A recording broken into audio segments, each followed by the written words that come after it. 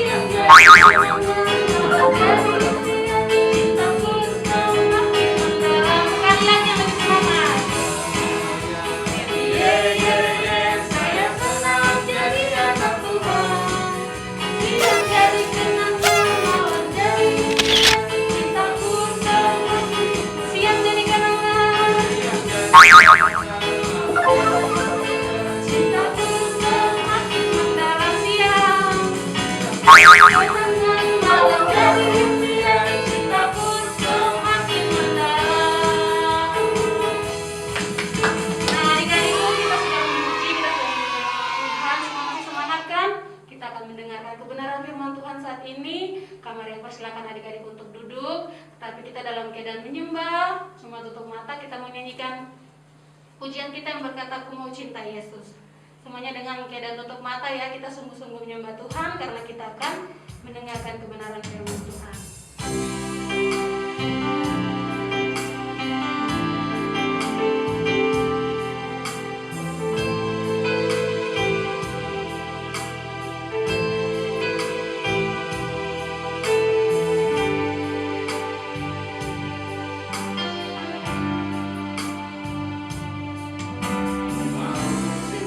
Yesus selamanya.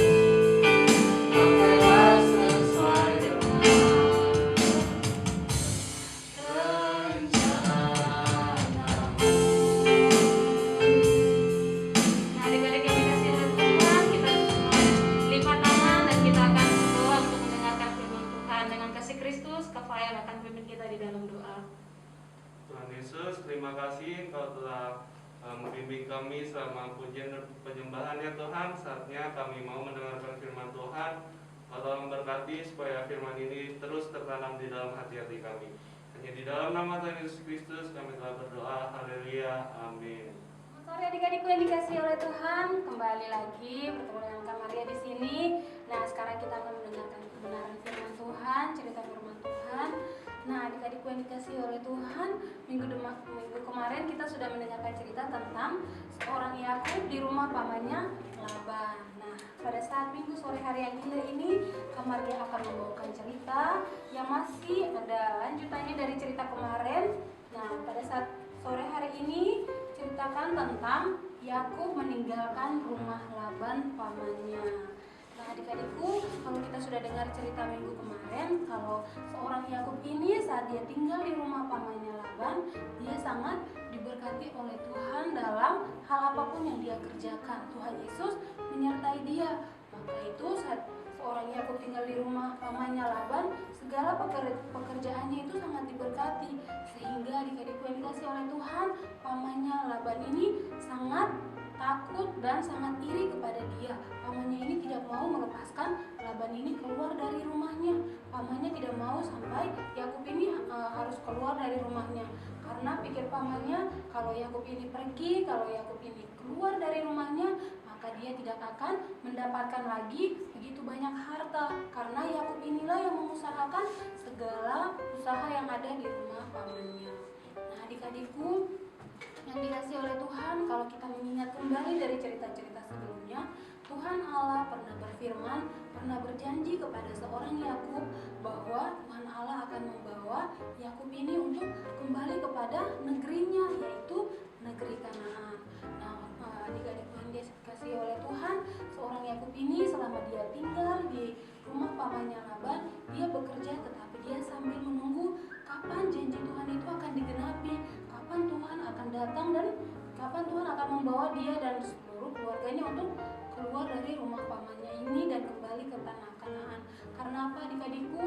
Karena kalau kita lihat seorang Yakub ini saat bekerja di rumah pamannya, dia sudah sering dibohongi dan hanya dimanfaati saja oleh pamannya Laban.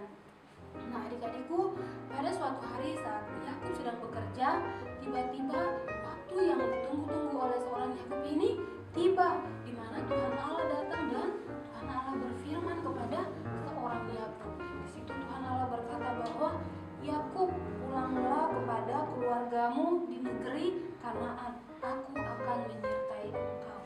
Nah, adik-adikku yang dikasihi oleh Tuhan, di situ Yakub sangat senang sekali. Yakub sangat girang sekali karena apa yang dia tunggu-tunggu selama ini ternyata sudah Tuhan nyatakan. Tuhan sendiri berfirman kepada dia, inilah waktunya untuk kamu keluar.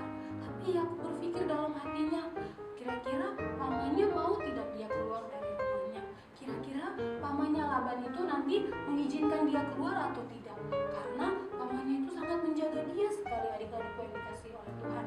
Tetapi dia tidak memikirkan itu lagi karena dia katakan, ini Tuhan Allah yang berfirman. Maka Yakub hanya akan mendengarkan apa yang dikatakan oleh firman Allah. Nah, adik-adikku, pada saat itu Yakub sedang bekerja di ladangnya.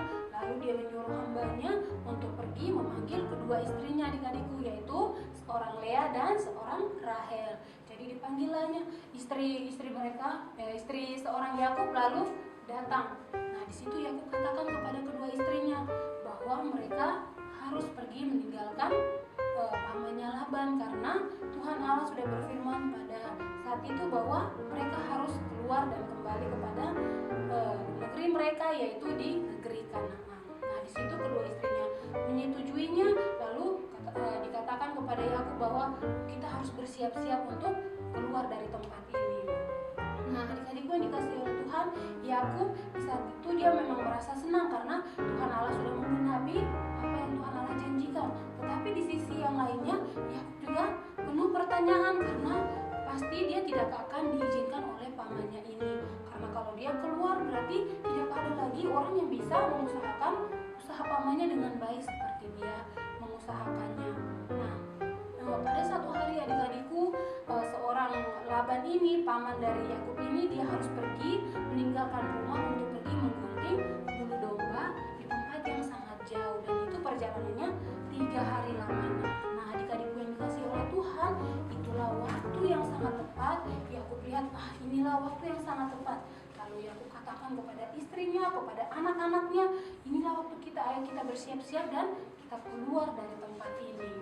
Nah, adik-adikku, sana mereka saat bersiap-siap, lalu adik-adikku yang dikasihi oleh Tuhan, istri dari seorang Yakub yang bernama Rahel ini, dia melakukan sesuatu yang salah, adik-adikku, di mana saat mereka menyiapkan barang-barang mereka mengumpulkan barang-barang mereka, seorang Rahel ini masuk ke dalam kemah ayahnya Laban, lalu dia mengambil patung berhala milik ayahnya. Nah, adik-adikku yang dikasihi oleh Tuhan, Rahel ini mengambil patung itu dan menyembunyikannya di pelananya, adik-adikku. Lalu mereka berjalan keluar dari tempat itu. Nah, adik-adikku, setelah sudah 3 hari berlalu, pulanglah Laban ini dari menggunting bulu domba tadi. Lalu saat dilihatnya, rumah ini kosong, rumah ini tidak seperti biasanya. Lalu dia teriak dengan suara sangat keras, "Di mana orang-orang di rumah? Di mana anak-anakku? Di mana cucu-cucuku?" Lalu dikatakanlah hamba-hambanya itu kepada Laban bahwa mereka sudah pergi 3 hari yang lalu, ya Tuhan. Mereka kembali ke tempat mereka, yaitu ke negeri Kanaan. Lalu adik-adik yang dikasihi oleh Tuhan, sangat marahlah seorang Laban, panas hatinya karena mendengar berita itu. Kenapa mereka pergi tanpa meminta izin, tanpa pamit dulu kepada dia? Lalu dipanggillah semua hamba-hambanya, semua keluarga-keluarganya. Lalu mereka bersiap untuk mengejar Yakub dan istri dan anak-anaknya, adik-adikku. Lalu mereka bersiap, lalu mereka pergi untuk mengejar. Nah, ini di sini Kak Maria punya gambarnya, di mana seorang Laban dengan wajahnya yang sangat sangar, dengan penuh kemarahan, dia akan mengejar Yakub dan anak-anaknya, adik-adikku. Nah, di sini Yakub sangat marah. Dalam pikiran seorang Laban, dia katakan bahwa saat bertemu dia akan memarahi seorang Yakub. Dia akan menuntut semua apa yang sudah dimiliki oleh Yakub saat tinggal di rumahnya. Tapi adik-adikku yang dikasihi oleh Tuhan, saat seorang Laban sudah melihat, di sana adalah Yakub dan pasukannya dan juga hamba-hambanya. Lalu Laban akan pergi ke sana. Tetapi adik-adikku yang dikasihi oleh Tuhan, Yakub ini, Tuhan Yesus memberkati seorang Yakub. Tuhan Yesus melindungi seorang Yakub, sehingga Tuhan Allah berfirman kepada Laban, perjanjian damai. Lalu mereka menyusun batu-batu sebagai tanda perjanjian mereka. Nah, ini Kak Maria punya gambarnya di sini, adik-adikku. Di sini ada seorang Laban, di sini ada seorang Yakub. Mereka berjabat tangan dengan penuh kasih, lalu mereka membuat perjanjian damai. Nah, adik-adikku, lalu pada saat malam itu mereka mengadakan perjamuan kasih. Mereka makan bersama, mereka menari bersama, mereka bernyanyi bersama, merayakan hari perjanjian itu, perjanjian damai itu. Dan keesokan harinya, adik-adikku, Laban ini melepaskan Yakub, melepaskan kedua anaknya Rahel dan Lea, juga cucu-cucunya dengan penuh kasih, dan mereka katakan, jangan pernah kita lupakan perjanjian kita, bahwa kita tidak akan melakukan kejahatan lagi satu dengan yang lainnya sampai selama-lamanya. Kita akan terus mengingat perjanjian ini. Nah, adik-adikku, itulah cerita kita sore hari ini, di mana Tuhan Yesus, Tuhan Allah terus memberkati Yakub. Kemanapun Yakub pergi, apapun yang Yakub kerjakan, Tuhan Allah selalu memberkati dan Tuhan Allah selalu melindungi Yakub ini. Nah, adik-adikku, Kak Maria akan memberikan kita ayat hafalan untuk minggu sore hari ini. Kak Maria minta kita sama-sama membukakan kitab kita, minta tolong mamanya atau kakaknya di rumah untuk membantu buka kitabnya ya. Kita buka sama-sama di dalam Kejadian pasalnya yang ke-28 ayatnya yang ke-15b. Mari ulangi, Kejadian pasalnya yang ke-28 ayatnya yang ke-15b. Demikian bunyi firman Tuhan, aku tidak akan meninggalkan engkau, melainkan tetap melakukan apa yang kujanjikan kepadamu. Nah, itu dia firman Tuhannya, dan itu adalah ayat hafalan. Kak Maria harap kita semua bisa menghafalkannya ya adik-adikku yang dikasih oleh Tuhan. Dan biarlah firman Tuhan pada saat sore hari ini dapat memberkati kita semua. Puji Tuhan. Nah, kita akan berdoa untuk menutup firman Tuhan kita pada saat sore hari ini. Semua lipat tangan, semua tutup mata, kita bersatu dalam doa. Terima kasih Tuhan Yesus yang sangat baik. Kami semua sudah mendengarkan cerita kebenaran firman-Mu.